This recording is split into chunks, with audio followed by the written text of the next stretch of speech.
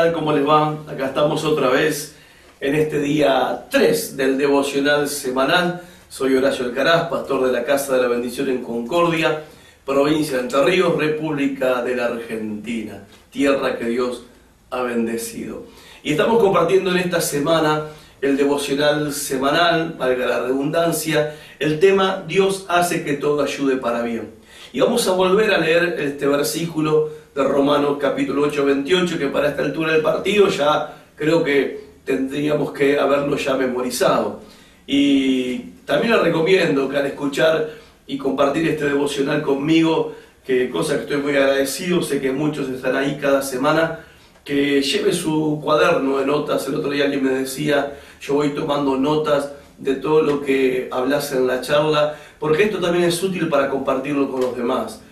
A ver, no es que también sea útil, también es la finalidad de esto. El aprender tiene como finalidad, una finalidad doble, el enriquecer nuestra vida, edificar nuestra vida personal, pero también poder usar lo que sabemos y hemos aprendido para poder ayudar a otros, edificar la vida de otras personas. En definitiva, tenemos esta responsabilidad de compartir el Evangelio con todas las personas. Por eso es bueno tomar notas, porque aunque bueno, teniendo el video a mano, estando en internet, y algunos tienen el DVD que semana tras semana lo retiran de nuestras reuniones, el día domingo al final de la reunión, cada familia retira gratuitamente este DVD para toda la semana y lo pueden volver a ver, pero también la idea del DVD no solamente que lo puedan volver a ver, sino que también lo puedan compartir, prestar o regalar. Y los que tienen Facebook o Twitter o están participando en alguna otra red social, compartir los links de los videos para que otras personas también sean consoladas, alentadas, confirmadas, fortalecidas por la palabra de Dios, porque justamente la palabra de Dios tiene ese poder. La palabra de Dios tiene el poder de obrar en el alma del ser humano. Por eso, ¿cómo no compartir la palabra de Dios con otros? Solamente hacer un clic y estás compartiendo con otra persona algo que puede bendecir su vida, afectarlo de una manera tal que su vida sea transformada y cambiada de una vez para siempre. Porque esa ha sido nuestra experiencia con la palabra de Dios y sé que ha sido también la experiencia de muchos de ustedes que han recibido la palabra de Dios. Así que vamos al texto de hoy, Romanos 8, 28, lo vamos a leer otra vez. Dice, y sabemos que a los que aman a Dios, todas las cosas les ayudan a bien, esto es, a los que conforme a su propósito son llamados. Dios hace que todo sea bueno para nosotros. No dice que todas las cosas son buenas, no. Dice que todas las cosas, ya sean las buenas, juntamente con las malas, Dios tiene el poder supremo y la autoridad suprema para hacer que todo eso trabaje en conjunto para nuestro bien y nuestro beneficio. Pero esto no es automático. Déjame decirle que no es automático. No es que porque el hecho de que está escrito, ya está, listo, está escrito y así sucederá. No, en realidad hay un proceso y hay una interacción. Usted dirá, bueno, ahora vamos a hablar acerca de la parte que a nosotros nos toca. No justamente voy a hablar de esa parte ahora, aunque sí en algún momento esta semana lo voy a mencionar, pero sí quiero mostrarle la interacción y el proceso que está ocurriendo siempre detrás de la cortina de las circunstancias de la vida que nos toca enfrentar.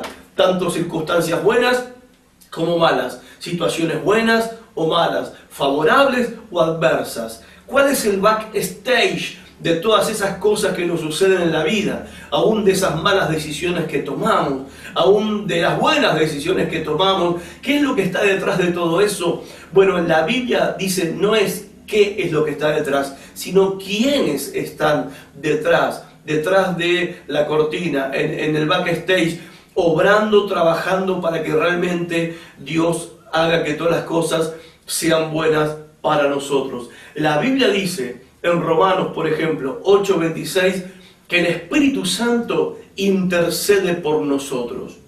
O sea, del momento que esto está escrito en la palabra de Dios, el Espíritu Santo toma el trabajo, toma la responsabilidad de interceder delante de Dios el Padre a nuestro favor. Y dice, hasta con gemidos indecibles. El Espíritu Santo intercede por nosotros, se pone en acción a nuestro favor para que todas las cosas que nos acontecen en la vida obren para nuestro bien. Pero no solamente el Espíritu Santo.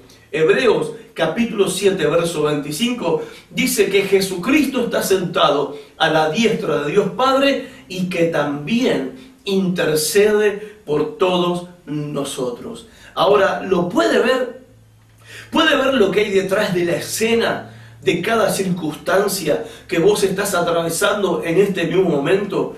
Detrás de la escena, de esa situación que vos estás viviendo, hay dos que están intercediendo a favor de tu vida. Y no son tu abuelita y tu madrina. Es el Espíritu Santo que está intercediendo a tu favor y es el Señor Jesucristo que está intercediendo a tu favor. Tomando esta declaración de Dios el Padre que está escrita en la Biblia, tomando esta declaración, ellos están obrando, ellos están actuando, están intercediendo constante e incesantemente para que todas las cosas que nos acontecen en la vida, buenas y malas, operen en conjunto, en una sinergia divina y sea todo para nuestro bien. Por eso podemos estar tranquilos, podemos tener paz. ¿Lo podés ver? Porque es importante que puedas verlo y no solamente verlo, también creer en esto. Quizá la pregunta no es si lo podés ver, quizá la pregunta más apropiada es ¿lo podés creer? ¿Podés creer que detrás de la escena de tus malas decisiones y de tus errores cometidos, aún de tu pecado, que detrás de la escena de esa circunstancia difícil que estás atravesando, que detrás de la escena de esa situación favorable que estás viviendo o de este momento de felicidad que estás pasando, detrás de esa escena está el Espíritu Santo y el mismo Señor Jesucristo intercediendo a tu favor para que todo te ayude para bien? Yo lo creo con todo mi corazón. ¿Por qué lo creo? Porque la palabra de Dios lo dice, la palabra de Dios lo está revelando. Por eso no desmayamos. Por eso no nos desanimamos, por eso no renunciamos, por eso no bajamos los brazos. Quizás alguno dirá, ay, si yo pudiera ver, pudiera tener una señal, pero de esto se trata la fe. La fe no necesita señales, la fe no necesita ver para poder creer.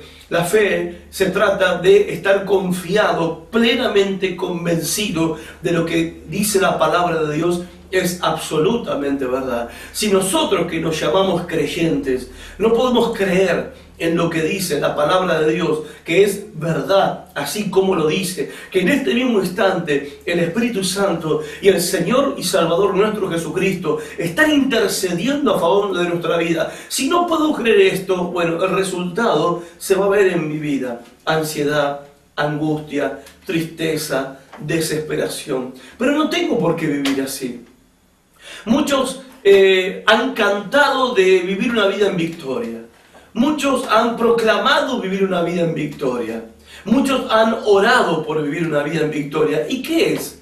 ¿Qué es vivir una vida en victoria? Sino caminar por la vida confiando de que ante toda situación que mis ojos están viendo, ante toda circunstancia que estoy atravesando y toda cosa que esté experimentando en la vida, detrás de escena está el Señor Jesucristo y el Espíritu Santo intercediendo a mi favor, porque está escrito, está decretado en la palabra de Dios. Dios nuestro Padre lo ha decretado, que todas las cosas nos ayuden para bien. Y ellos, el Hijo Jesucristo y el Espíritu Santo, están trabajando para que esta palabra se cumpla y sea realidad en nuestra vida. Y esto es una vida en victoria, donde las situaciones no nos mueven. ¿Por qué? Porque somos ingenuos, nos lavaron el cerebro, somos ilusos, no queremos poner los pies en la tierra, no queremos ver la realidad. No, confiamos en lo que dice la palabra de Dios. Ahora, yo sé que es más fácil aceptar que todas las cosas buenas obren para nuestro bien y que nos es un poco difícil, bastante, aceptar que las cosas malas obren para nuestro bien. A ver, ¿cómo algo malo, algo fuerte, algo negativo puede llegar a obrar para nuestro bien? ¿Cómo puede hacer Dios que algo malo puede llegar a obrar para nuestro bien? Y el problema con las cosas malas que nos suceden es que traen sufrimiento. Y eso es lo que nosotros no podemos entender. ¿Cómo algo que me hace sufrir, cómo algo que me produce dolor puede puede terminar convirtiéndose en algo que al final va a obrar para bien para mi vida? No lo podemos entender, no lo podemos comprender, nos cuesta entender que el sufrir también es bueno. Usted dirá, pastor, ¿se volvió masoquista? No, no soy masoquista. La verdad, no me gusta sufrir. No me gusta, la verdad no me gusta. Pero tengo que enfrentar la vida. Y la realidad de la vida, ¿cuál es? Que enfrentamos muchas situaciones que nos hacen sufrir, que nos hacen doler. Ruth dijo en el capítulo 1, versículo 21 de Ruth, Noemí dijo estas palabras: el Todopoderoso me ha afligido. Job, en el capítulo 1, después de perder todos sus bienes y sus riquezas, y después de perder a todos sus hijos en un trágico accidente, dijo estas palabras: con mucho dolor y sufrimiento, el Señor dio y el Señor ha quitado.